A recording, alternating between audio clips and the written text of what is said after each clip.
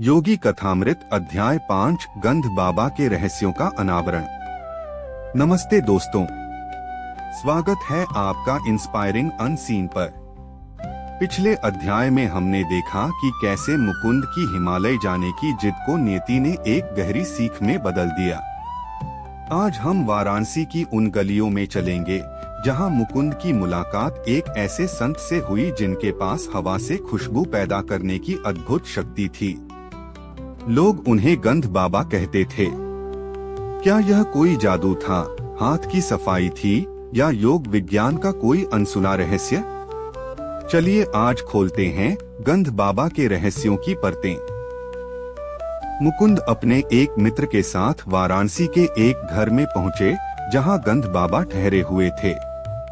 बाबा के पास न तो कोई इत्र की शीशियां थीं और न ही कोई सुगंधित फूल, लेकिन उनके कमरे में कदम रखते ही मुकुंद को चमेली की तीव्र खुशबू महसूस हुई। मुकुंद स्वभाव से खोजी थे, वे आसानी से किसी बात पर यकीन नहीं करते थे। उन्होंने बाबा से पूछा, क्या आप कोई भी खुशबू पैदा कर सकते हैं? बाबा मुस्कुराए और बोले, बेटा तुम जो चाहो मांग लो। मुकुंद ने पास में ही खिले एक मुरझाए हुए फूल की ओर इशारा करते हुए कहा, क्या आप इस फूल को चंपा की खुशबू दे सकते हैं? बाबा ने उस फूल को छुआ और पलक झपकते ही उस साधारण फूल से चंपा की ऐसी खुशबू आने लगी कि पूरा कमरा महक उठा।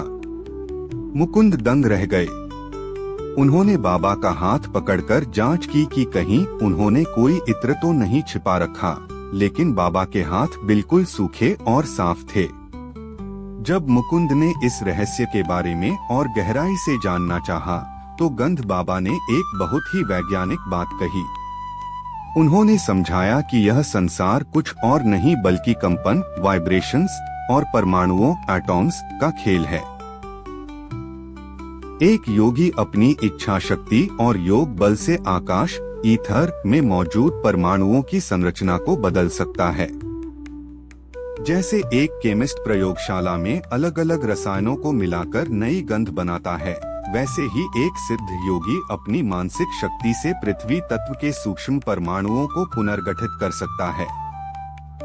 गंध बाबा ने मुकुंद को दिखाया कि कैसे वे अपनी त्वचा से इत्र निकाल सकते हैं या किसी भी वस्तु की गंध बदल सकते हैं।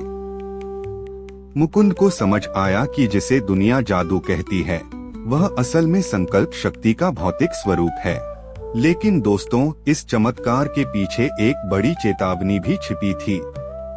योगानंद जी लिखते हैं कि हालांकि गंध बाबा के पास यह अद्भुत शक्ति थी, लेकिन वे इसे अक्सर प्रदर्शन के लिए इस्तेमाल करते थे। मुकुंद को बाद में महसूस हुआ कि असली आध्यात्मिकता चमत्कारों में नहीं, बल्कि ईश्वर के साक्षात्कार में है। सिद्धियां, पावर्स केवल रास्ते के पड़ाव हैं, मंजिल नहीं। अगर कोई साधक इन चमत्कारों में उलझ जाए, तो वह अपनी असली मंजिल से भटक सकता है। दोस्तों, गंध बाबा की कहानी हमें याद दिलाती है कि हमारी इच्छा शक्ति में कितनी ताकत है।